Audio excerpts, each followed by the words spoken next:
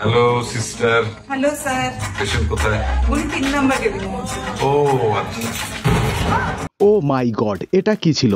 তো অবশেষে পেয়ে গেলাম তুফান সিনেমার আরো একটা ফুটেজ, যেখানে দেখাচ্ছে চঞ্চল চৌধুরী বন্দুক হাতে নিয়ে হসপিটালের মধ্যে ঘুরছে এবং নর্মালে ঠান্ডা মাথায় একের পর এক গুলি করে হত্যা করছে। ভাই সত্যি বলতে এই সিনের এই শটটা দেখে এটাই মনে হচ্ছে যে চৌধুরী সাহেব ছাড়া এই অভিনয়টা হয়তো আর কেউ করতেই পারতো না। হ্যালো ডাক্তার, পেশেন্টের কি অবস্থা?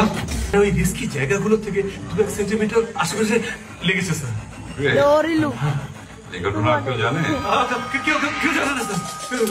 Thank you.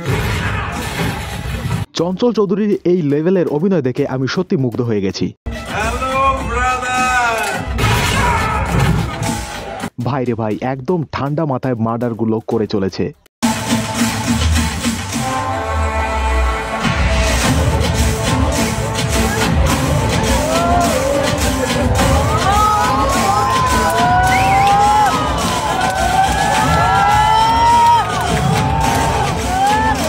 Chanchal Chowdhury character ঠিক বুঝতে পারলাম না, তবে যেটুকুই দেখতে পেরেছি অসাধারণ হয়েছে। মাথা নষ্ট করা একটা শট আমি এখানে দেখতে পেয়েছি, আর আপনাদেরও দেখানোর চেষ্টা করেছি। ভিডিওটা ভালো লেগে থাকলে একটা লাইক করে দেবেন এবং বন্ধুদের সঙ্গে শেয়ার করবেন।